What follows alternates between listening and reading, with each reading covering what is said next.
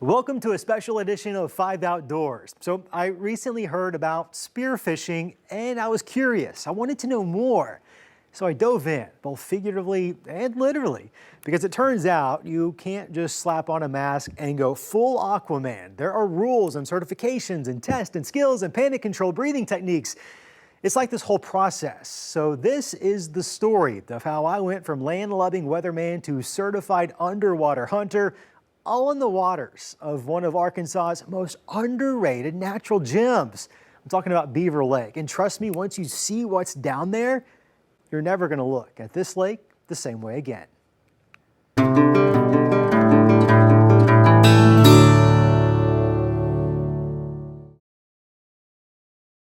Most people don't even know that scuba diving on Beaver Lake is a thing, but those that do know it's a real treat.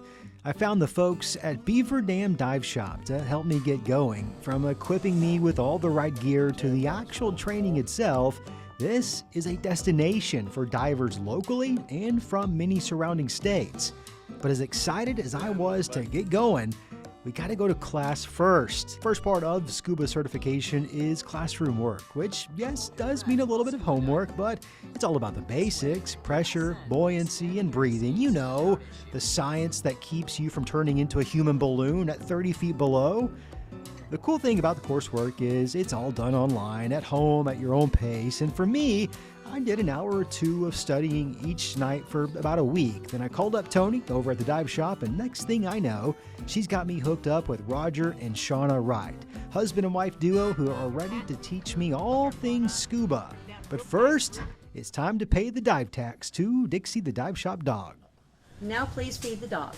Please feed the dive dog. Please feed the dog. Dixie, you are the cutest dog ever. Okay, one more. Oh, I'm so sorry. It's okay. Here's one. Okay. We're gonna think of skipping out. We're feeding popcorn to the dog. It's all good. Here's some popcorn. Oh, you caught it. I was like, I could do that all day. Now it's time to trade in the books for the pool. Here, I'm about to breathe underwater for the very first time, and honestly, I'm both excited and mildly terrified. This is where you learn all the stuff that could save your life later: clearing your mask, sharing air with a buddy in case of an emergency, taking off your gear, and trying not to panic about it. It feels weird at first, no question about it. Your brain says, nope, this is where we drown. But your regulator and your gear says, trust me, I've got you. Pool training is where the magic happens. It's safe, it's shallow, and it's where you learn to trust the gear and yourself. You start with the basic task: how to breathe steadily through a regulator without sounding like Darth Vader, how to defog your mask, how to clear it of water if it floods mid-dive, because yes, that does happen, and no, that doesn't mean you're about to die. You rehearse what happens if your buddy runs out of air, how to donate your backup regulator, sharing a single air supply and ascending calmly to the surface. It's weirdly intimate. It's basically a scuba trust fall at 10 feet deep. We also practice taking off our BCDs. These are the vests that holds your tank off and putting them back on underwater. Essentially, it's underwater yoga with 40 pounds strapped to your back. Oh, and then there's buoyancy control. This one takes some finesse. Too much air in your vest, and you shoot to the top like a cork. Too little, and you sink like a lead cannonball. The goal here is to hover neutrally, just like an astronaut who smells faintly of neoprene. Why is all this important? Because when you're out in the open water, say 30 feet down, you need these things to be automatic, second nature, muscle memory, if you will, because there's no room for panic. Pool training is where you erase the panic. By the end of the day, you're not just surviving underwater, you're actually starting to belong there. The pool may be shallow, but what you gain right here runs deeper.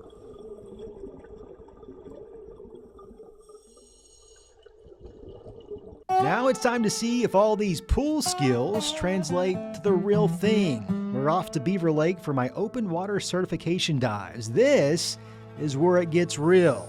No pool walls, no lifeguard, just me, my dive instructor Roger, and whatever's lurking in that water.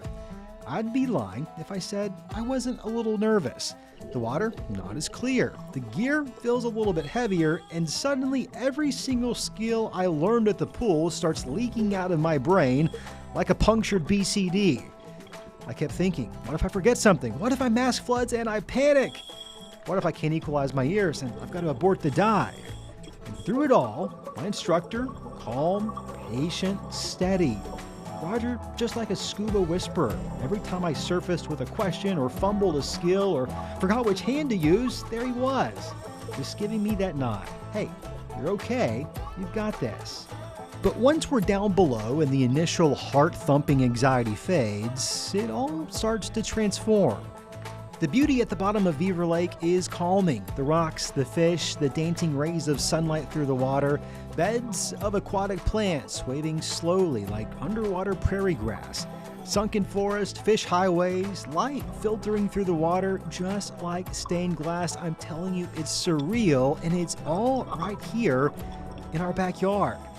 As if that wasn't cool enough, Beaver Lake is home to a dive park. No, really an actual park. It's a network of things to see and explore, from sunken jet skis and boats, old VW bugs, and even a piano. It's all starting to click for me. Now I understand why so many people drive right here to Beaver Lake to dive from all the surrounding states. In fact, they actually need a traffic light down here. I ran into multiple other divers, all of which were very kind and all enjoying this treasure.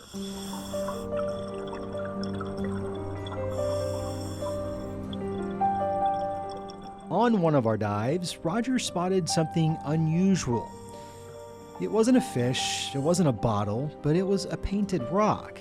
But not just any painted rock, it was a story, a memory, and a legacy. Brightly colored and hand decorated with a little message and a QR code. It was a Shelby rock. It's a traveling tribute to honor Shelby J., a young woman from Norman, Oklahoma. After scanning the QR code, I learned that Shelby was a big sister, a friend to everyone she met, and at just age 16, she made the selfless decision to become an organ donor. Her words were, and I quote, "Well, if I'm gone, I'm not going to need them anymore." Tragically, just months later, in January of 2019, Shelby and her high school boyfriend were killed by a driver in a crash on their very first date. She was only 17. Roger found this rock, and now I'll take it with me to continue her story. I've got a trip planned later this year, and I already know the perfect place for Shelby's rock to continue its journey around the world.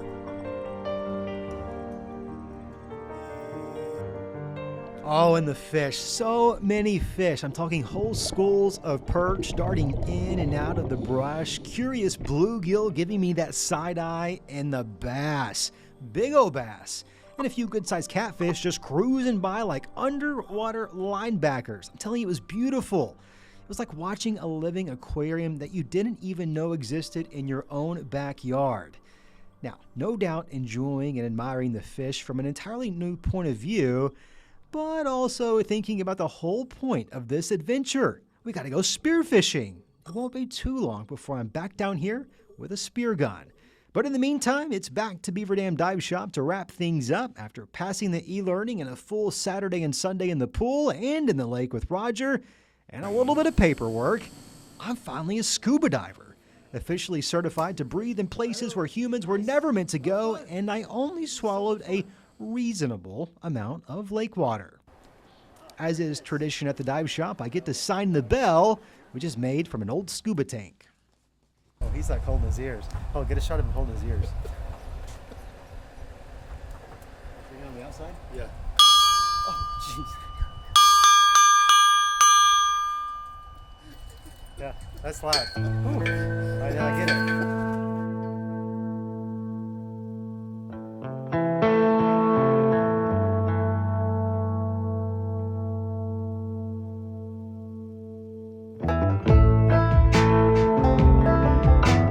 The day has finally come. I've got the tank, I've got the wetsuit, the weights, the mask, the fins, and the spear gun. Time to become an underwater version of Daniel Boone. So that's another You see, spearfishing in Arkansas isn't something you hear about every day. That's because it's only allowed in certain lakes and only during certain times of the year. The Arkansas Game and Fish Commission does keep a tight leash on it. The regulations exist for good reason. You have a real advantage underwater, so this isn't your typical cast and prey operation. This is point and shoot, but only if you're calm enough not to scare off every fish in a 20-foot radius.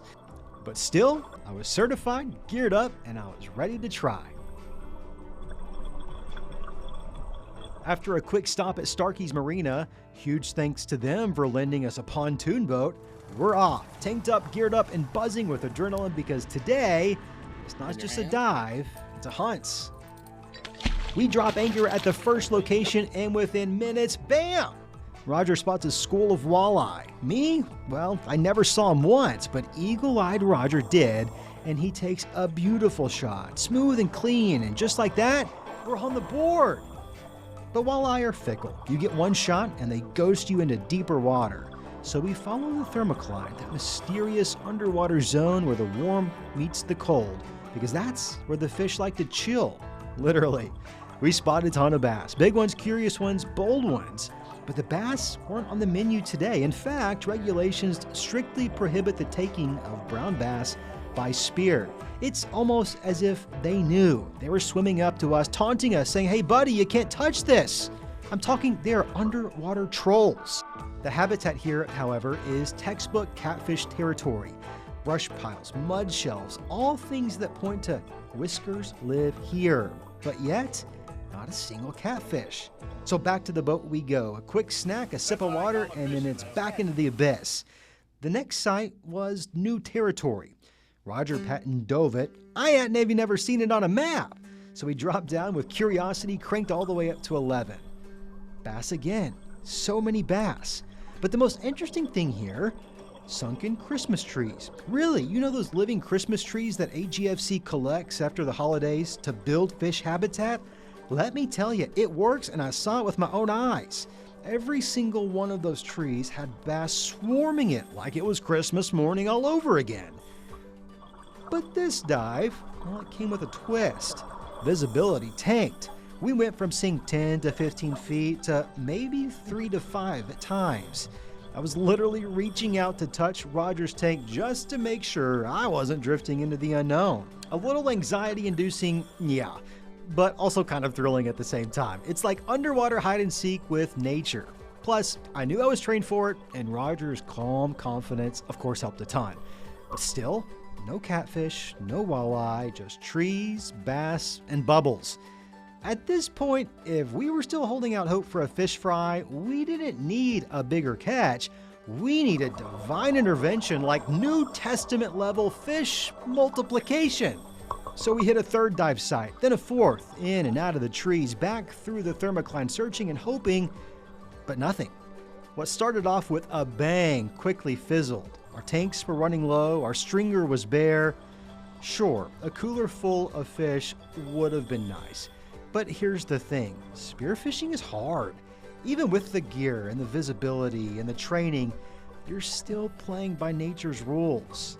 Through it all, I saw more of Beaver Lake than I ever had before. Not just the surface that we know from boats and docks, but the hidden world beneath. Quiet, beautiful, full of life and mystery. It's wild, it's unpredictable, and the deeper I went, the more hooked I became. There's something humbling about exploring a new place that's been here long before you and will be here long after. It really makes you appreciate how fragile and important it is. This lake for us, it challenges us and it teaches us, but only if we're willing to look beneath the surface. Whether I came home with a full stringer of fish or not, I walked away with a deeper connection to this incredible place, and that's the real catch. With our tanks drained and the sun starting to dip, we made our way back to where the day started, the Beaver Dam Dive Shop. And while we didn't come back with that cooler full of fish, we did have that one prize walleye, so we have a plan to clean it up properly. Roger, in fact, cleaned it up. I stood there offering moral support, holding the Ziploc bag, of course, because we all have our own roles. And because Roger is not only an excellent diver and an instructor, he's also apparently a saint because he sent me home with that fish, that one fish that made into 4 nuggets. Zero complaints from me, by the way. Thank you, Roger. It was the best 4 bites of walleye I've ever had. Something unexpected happened over the course of this journey. Somewhere between the classroom and the thermocline, between fumbling through mass clears and hovering over sunken Christmas trees, I fell in love with scuba diving, and I made some new friends along the way. There's just something about being underwater. It's quiet, it's still, there's no phones, there's no traffic, just breath and bubbles. Every single dive seemingly slowing the world down, every single dive clearing the mind. But the piece of it isn't the only thing that keeps drawing me back. It's the wonder and the awe, the very fact that just beneath the surface of Beaver Lake lies an entire world that most of us never see. It's a world worth knowing, and most importantly, it's a world worth protecting. Beaver Lake itself is a marvel. Completed in 1966 by the U.S. Army Corps of Engineers, it was created by damming the White River, resulting in over 28,000 surface acres of clean, spring-fed water stretching across Benton, Washington, and Carroll counties. It's not just for play, though it's amazing for that. Beaver Lake supplies drinking water to hundreds of thousands across northwest Arkansas. From Rogers and Bentonville to Fayetteville and beyond, this lake sustains life right here. Its shoreline stretches for more than 400 miles. Its depths hold everything from prehistoric fossils to modern marinas. It's a place where eagles soar overhead and freshwater jellyfish pulse below. A place where families fish, boat, dive, camp, and connect. This lake gives us so much: clean water and recreation, beauty. So it only makes sense that we give something back. That's why conservation matters, not just to preserve a view, but to protect ecosystems, fish populations, drinking water, and every living thing that depends on this lake above and below. Because what happens on the surface always makes its way below it. And here's something I didn't know before this journey. Scuba divers might just be some of the most dedicated conservationists around. Divers like Roger and Shauna are picking up trash every single dive. We're talking bottles and cans and lures and line and even lost sunglasses and cell phones. Not for credit, not for applause, just because they care. Every dive in their eyes is an opportunity to leave it better than you found it. Because once you've seen this lake from the inside out, you realize how fragile it really is. So yes, this started as a spearfishing adventure. But it has ended as something else: a deeper respect, a new passion, and a renewed commitment to explore, enjoy, and protect one of Arkansas's greatest natural treasures. Beaver Lake is more than just a backdrop. It's a life source, it's a legacy, and I, for one, can't wait to dive back in.